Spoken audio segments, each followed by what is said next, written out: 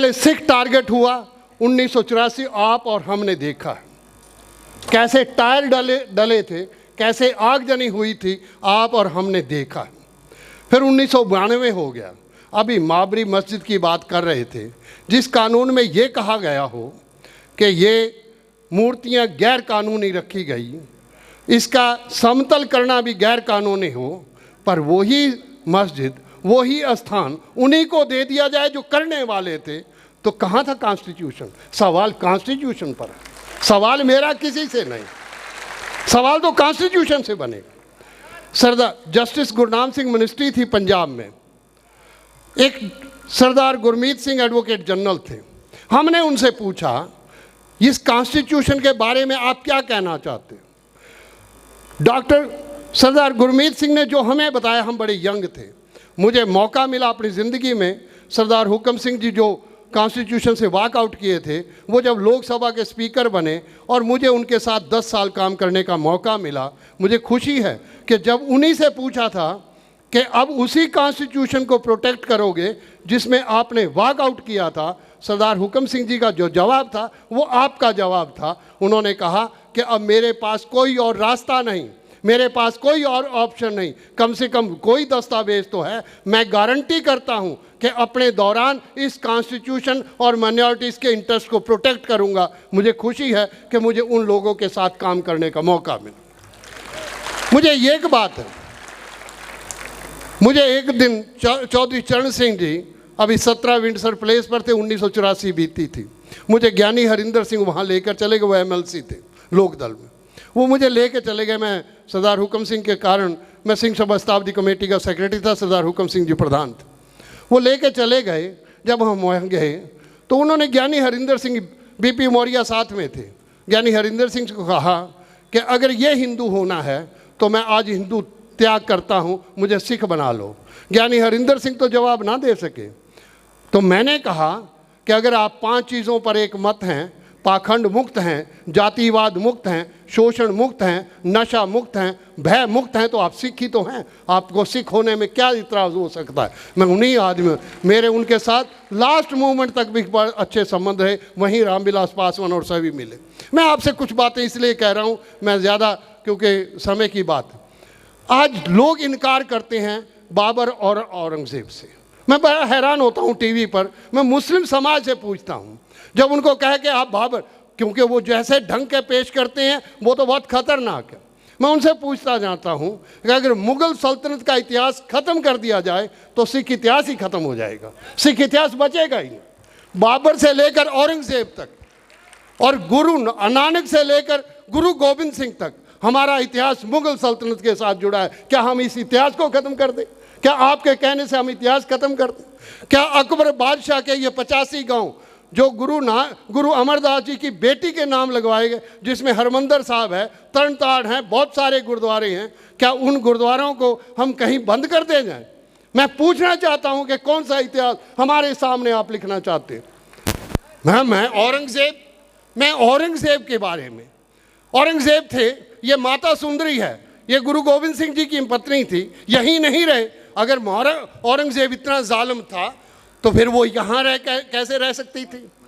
ये बंगला साहब गुरुद्वारा है, वो बैठे हैं हमारे मेंबर पार्लियामेंट में, उनका बहुत कदर करता हूँ। मैं पूछना चाहता हूँ, ये बंगला साहब गुरुद्वारा है, ये राजा जय सिंह का बंगलो था। गुरु हरकिशन साहब 8वें गुरु यहीं ठहरे थे, यहीं उनकी फौत हुई। जब उनकी फौत हुई तो औरंगज़ेब ही था जो बाला साहब सराय काले खां सराय उसके सामने, बस अड्डे के सामने जहाँ जमुना के ऊपर जगह है, वो जगह औरंगज़ेब ने दी कि इनका संस्कार यहीं। अगर औरंगज़ेब इतना जालिम था तो संस्कार क्यों करने दिया? आप औरंगज़ेब से क्यों डरते हैं जब मैं नहीं डर रहा? ये मोती बाग गुरुद्वारा आपके सामने है। मोती बाग गुरुद्वारा में जब गुरु गोविंद सिंह जी ने औरंगज़ेब को लिखा कि ये कोई इंसानियत वाली कौन सी बात थी आपने जो की, उन्होंने, औरंगज़ेब ने उनको बुलाया। अगर उनको औरंगाबाद ना जाना पड़ता होता तो ये मोती बाग गुरुद्वारा रेफर करता उस बात को कि गुरु गोविंद सिंह और औरंगज़ेब की अगर मिलनी हो जाती तो नतीजे क्या निकलते, ये भी देखने वाले हैं। इतिहास के पन्ने बदल जाते।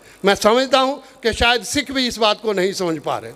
मैं करतारपुर से लूँ, अभी मैं समझता हूँ कि सिखों के बारे में आज बहुत सारे गुरुद्वारे में लंगर भी छिकाएंगे, वो क्यों करना चाहते हैं? अदीप जी बैठे हैं, गुड़गांव में नमाज अदा नहीं होने दी जा रही थी, पार्कों में कहते थे हम नमाज अदा नहीं, हमने कहा कि और गुरुद्वारे के पास हम जाके वहाँ अरेंजमेंट करते हैं और नमाज वहाँ अदा कर ले। मैं समझता हूँ वो नमाज नियामत मिली। जो लोग कहते हैं कि खेती कानून वापस हुए, वो खेती कानून इसलिए 13 महीने किसान बैठे रहे, किसी ने नहीं पूछा। जब वो नमाज की बात आई, हमारे माननीय प्रधानमंत्री जी बाहर आए, तीनों कानून उसी दिन वापस ले लिए जिस दिन वो नमाज अदा होनी थी। ये ताकत होती है आप और हम में, ये ताकत शायद आप नहीं पहचान सके, ये ताकत थी उस नमाज में। मैं कहता हूँ नमाज नियामत रही इस देश के लिए, एक नई जिंदगी दी इस देश। मैं समझता एक और बात, क्योंकि मेंबर पार्लियामेंट बैठे हैं और ओवैसी जी बैठे हैं, मैं जानबूझकर ये बात करना चाहता हूँ ओवैसी के सामने। और डॉक्टर अम्बेडकर ने ये तो कहा कि मैं पैदा हिंदू हुआ हूँ पर मरूंगा हिंदू नहीं। पर मैं डॉक्टर अम्बेडकर से पूछना चाहता हूँ, आर्टिकल 25 में फिर आपने ये कैसे लिख दिया कि हिंदू इंक्लूड्स बौद्ध, जैन एंड सिख्स? वो तो बौद्ध बन गए थे, तो बौद्ध को ही आपने हिंदू मान लिया, तो फिर वो उसी की वो कर देते, डिफाइन कर देते। फिर जब आप तो नहीं मरना चाहते तो क्यों, किसने कम्युनलाइज किया इस देश में, किसने इस हालात में पहुंचा? मैं तो डॉक्टर अम्बेडकर से, मेरा कोई डॉक्टर अम्बेडकर से झगड़ा नहीं है, पर मैं एक और मैं बात करता हूँ। आज इलेक्शन जो है 543 सीट पर नहीं होता, 131 सीट तो किसी ने अपनी जेब में डाली हुई है। मैं उनसे अपील करता हूँ, 131 सीट उन्होंने अपनी जेब में डाली हुई हैं, उनको तो केवल 142 सीट चाहिए 273 का आंकड़ा करने के लिए। और इन सब को जो दावा कर रहे हैं, इन सबको 543 में से 131 माइनस कर दो, 412 में से 273 सीट जीतनी पड़ेंगी। शायद ये भी हम समझ नहीं पा रहे कि इलेक्शन जीते कैसे जाते हैं। तो सवाल इस बात का होना चाहिए, हम समझना क्या चाहते हैं। हमारा ये कहना है कि हमने शहादतें देखी हैं होते हुए, हमने 1919 देखा है, 1919 ने इस देश को जगा दिया था। और गुरुद्वारा सुधार मूवमेंट जो आज आप मूवमेंट खड़ी कर रहे हो, ये 1919 में गुरुद्वारा सुधार मूवमेंट खड़ी हुई थी। बाबा खड़क सिंह के सामने जब गांधी, मोतीलाल नेहरू, मोहम्मद अली और जौहर आए, मोहम्मद अली जौहर और शौकत अली आए, मोहम्मद अली जौहर के वो शब्द आपको और मुझे याद रखने चाहिए।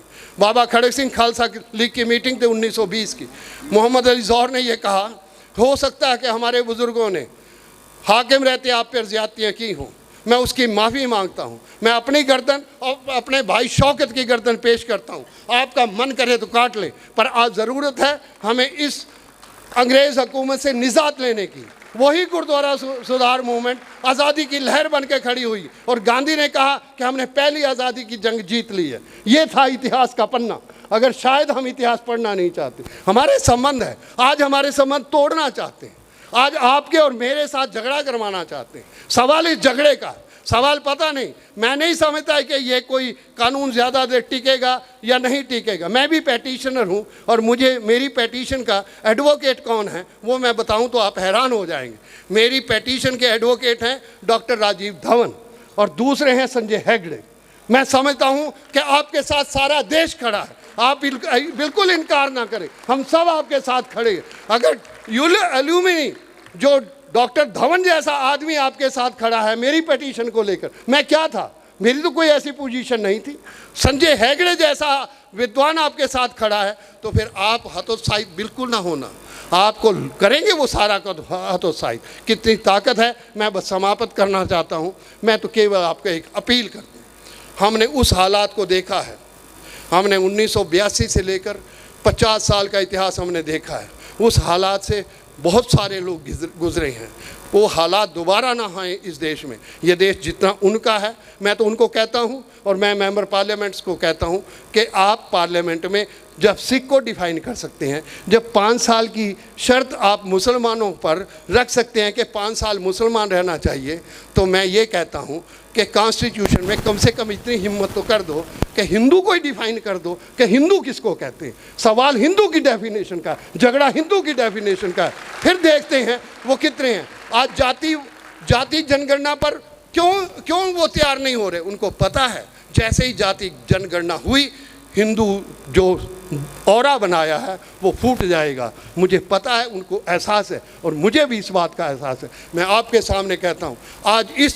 सभा से ये एक ऐलान कर दें कि हिंदू को डिफाइन कर दें, सिख अपने आप ही डिफाइन हो जाएंगे, मुस्लिम अपने आप ही डिफाइन हो जाएंगे। ये देश के विचार और देश के जो जिसको हम गंगा और जमनी तहजीब कहते हैं, मैं समझता हूँ कि ये गुरु नानक और गांधी की विचारधारा है। मैंने एक बार कहा था, गांधी और नानक में क्या था? नानक से किसी ने पूछा कि ईश्वर है?